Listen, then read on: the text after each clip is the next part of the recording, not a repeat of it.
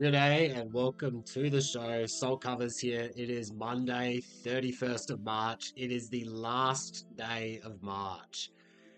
Can we finish March up over 50 units? Today we'll say everything about how this month has gone. Make sure you like, comment, subscribe. Let me know if you're tailing me. Let me know if you're fading me. All that good stuff. Up above is my Twitter. That's where you can see my bets as I place them. By the time we hit record, some of these bets may no longer be available. We have 6 bets placed today. A few of one of them is sitting in a very good position. A few others are sitting in good positions. A few more you can still tail. So let's quickly look back where we had a losing night last night. Am I disappointed at the result? Yes. Am I happy about the process? Absolutely. Good process doesn't always lead to a winning night, and that showed last night. We had the Clippers and Cavs under 231. We faded our projections on that. We had that game projected at 233.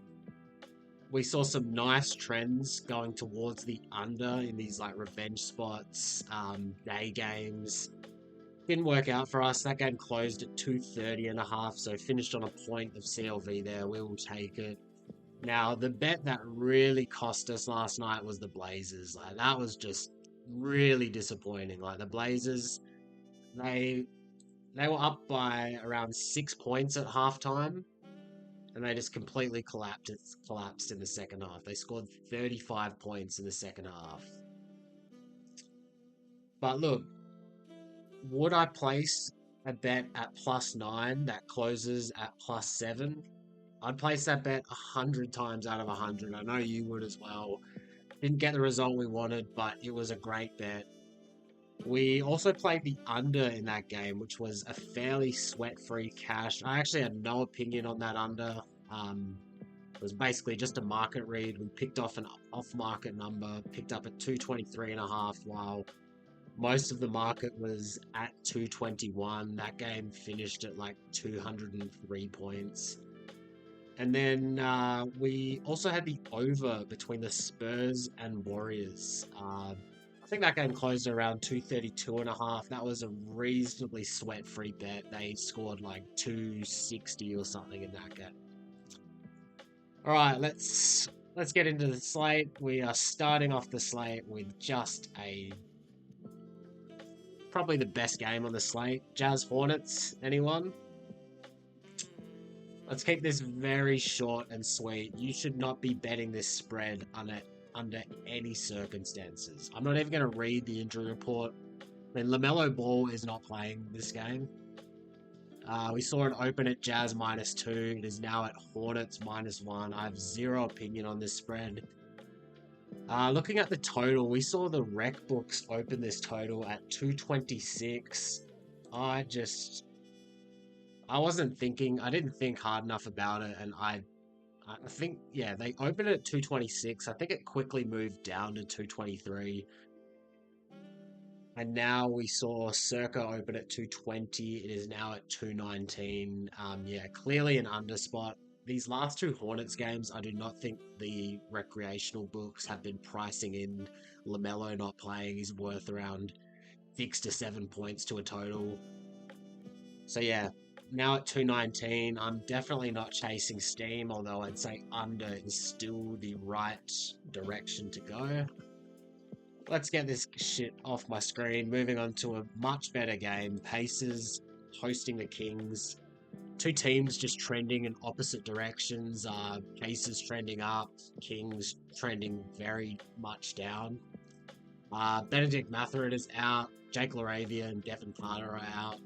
Those are two like pretty important bench pieces for a Kings team that is not really that deep to begin with. Kings lost 5 of their last 6 games, just got hammered by the Magic. Pacers, they also got hammered by the Thunder, but it is the Thunder, not the Magic. Very simple, straightforward cap here. Projections at Pacers -7.5. We saw a 4.5. We know the Kings aren't playing well. I've wanted to this Kings team is a team I've wanted to fade ever since they picked up Zach LaVine. They are the Bulls East, except the Bulls are better than them right now. So yeah, we picked up a Pacers -4.5. Now at 5.5. If you can pick up a 5, I would definitely tail that. We played -4.5 for 2 units. Is there a 5 currently available? And no, we're starting to see some 6s pop up actually. I don't know about the 5.5. We're sitting great with our -4.5 on the Pacers. Just some bad vibes around this Kings team as well. Pacers looking to make a move up the standings, trying to get that 4th seed. Definitely can do it with the Bucks kind of struggling at the moment.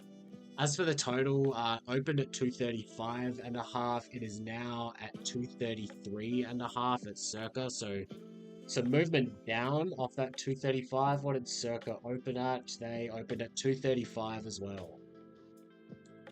So definitely some under action entering the market here. Projected total at 238.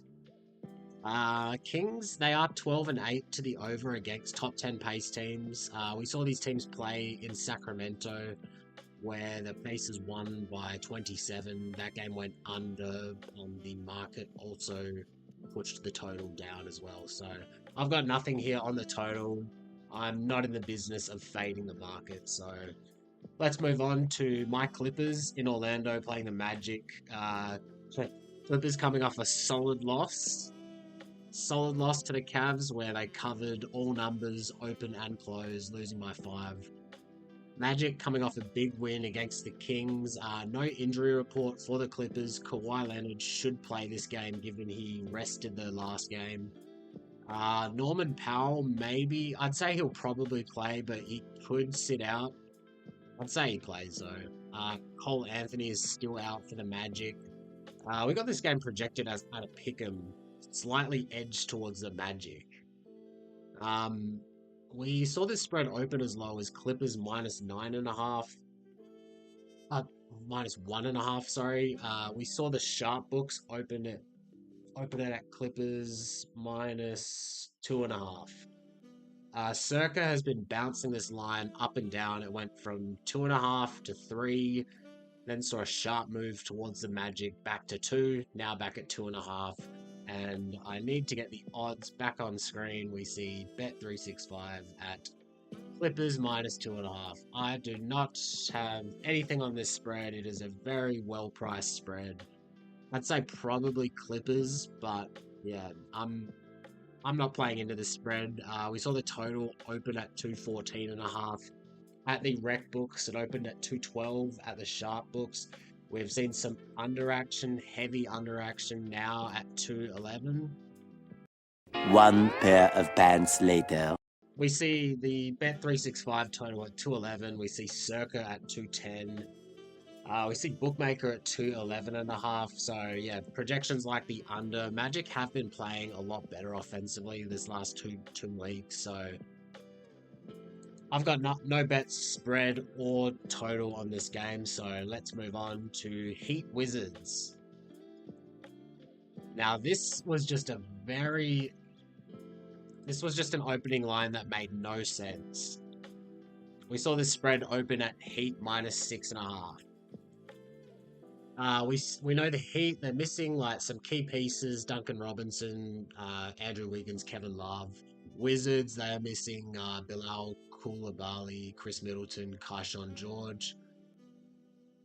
So yeah, a bit of injuries on both sides, but the Heat, like they've been playing a lot better recently. They've won and covered 4 straight. We're holding 2 very strong tickets here. We've played both sides and played a middle. We initially bet this game 2 units down on Heat -6.5. We bet this before any line movement, and it was a very simple cap. Projections at Heat -8.5. Wizards team not wanting to win, Heat playing better. And then, yeah, from there we saw FanDuel open at Heat -8.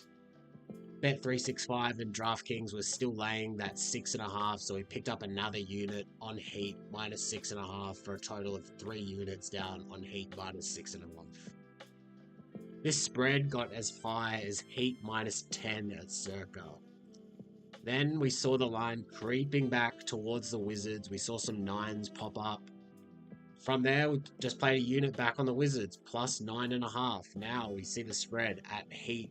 We now see the spread at 8.5. We are now sitting on 2+ CLV tickets, a 3-point middle on the spread. Great process here. If Heat win by 7, 8, or 9, we cash both bets. Heat are definitely the side here. We've got 3 units on the Heat -6.5. We've got 1 unit on Wizards +9.5. If you're coming into this game with nothing, I'm sorry, 8.5 is a sharp number. I don't think it really moves much off that. Maybe it gets back to 9.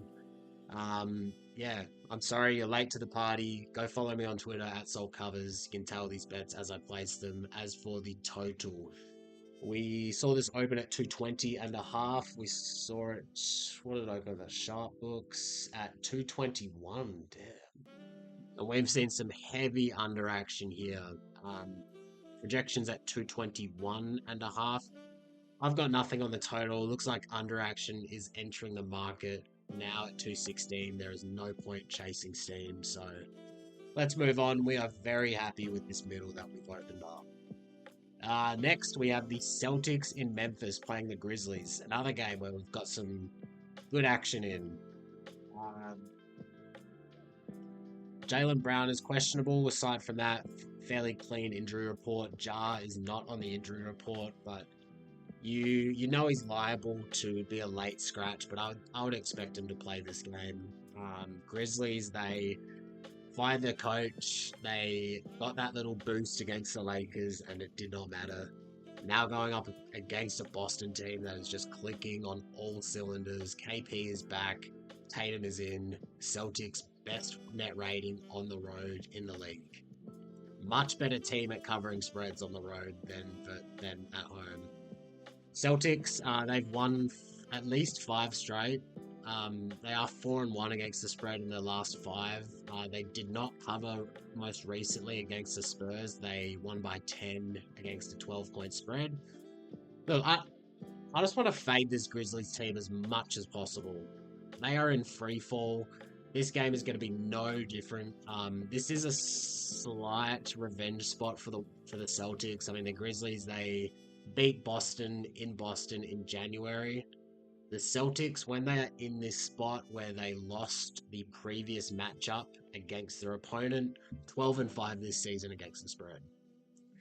So we picked up a Boston -4, played that for 2 units. Now at 4.5. 4.5 I would still play for sure. I don't think there are any 4s available, and it looks like the consensus is at 5. So yeah, 4.5, I'd definitely play that. This Bet365 line is the best available number. I would still go play that. Looking at the total, we saw this open at 234.5. Projected total at 241.5. It's a very big edge towards the over. You know, if we see that sort of edge, we have to dig deeper. We saw Circa open this at 235.5. We are holding an over 235.5 for 2 units. Circa now at 236. Most of the board is at 236. You know, the Grizzlies are 17-11 to the over when they're playing a team that is top 10 in 3-point volume. Celtics happen to be the league leader in 3-point volume, shooting over half their shots from 3. You know, yeah, projected total at 241, despite the fact Celtics are the 4th slowest team in the league. I expect this total to go over. If you can get a 236, I would still go play that. I reckon this total has room to continue rising. We like the over in this matchup. Bulls and Thunder up next. Bulls coming off a short home loss to Dallas. Thunder just continue to rip off wins. 20-point wins against Pacers, Grizzlies, Kings. They've won at least 5 in a row, probably more like 7 or 8. I can't remember how many. Bulls, crazy to think how well they've been playing. Now 15-point underdogs. We saw this spread open at 13.5 at the rec books. It opened at 15 at Circa. Projections at Thunder minus 15.5. I got nothing on this spread. Josh Giddey is questionable. He's been playing so well for this Bulls team. Hartenstein and Chet are also questionable. This Thunder team, they are not taking their foot off the gas despite just having the #1 seed across the league almost wrapped up. I got nothing on the spread. You know, the way the Thunder have just continued to push, this might cost them in the playoffs. They've got a tough road to get to the finals coming out of the West. We will see. I mean, Shea, he's definitely an Iron Man. Like, have you ever seen that dude sweat? Never seen that guy even have a bead of sweat on his face. Looking at the total, we saw this open at 239.5. We saw Circa open this at 240. Since then, Circa have moved. They just moved 2 full points in one hit. So definitely some under action coming into the market. I don't really agree with it. We got this total projected at 243. I mean, the Bulls are a pace-up team, so are the Thunder. Bulls get up a lot of threes. You know, we've tried to bet Thunder overs, and the Thunder went through a stage where they cashed like 10 straight overs. We've lost our last 2 bets playing the Thunder over. So in this instance, I'm not fading the market. Market likes the under. I am going to stay away. Next, we have the Brooklyn Nets in Dallas. Cam Johnson is questionable. AD is probable. Daniel Gafford is probable. That's really good to see. Lively is questionable. Really good to see Dallas get their bigs back. They're going to make the play-in. Like, they're like 2-3 games up on the Suns. Suns, like, one of the toughest schedules to close out the season. KD now out indefinitely. Looking at the spread, we saw this spread open at 12.5 at the rec books.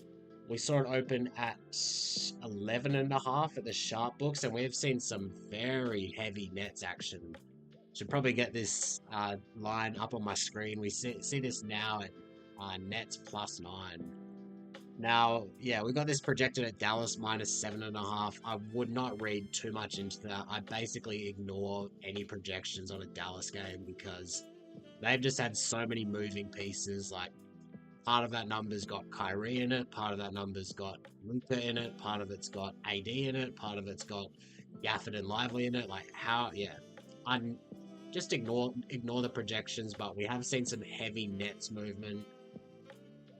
Which, yeah, sure, like 12.5 points, that's a lot of points for a Dallas team to be laying, even though they've got AD back.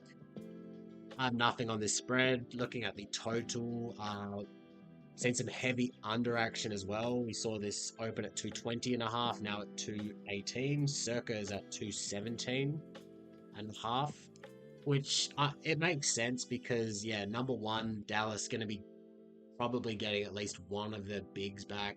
Having some more size on the court is definitely going to help their defense, but then also having to like mess with the rotations as well. That's also like an under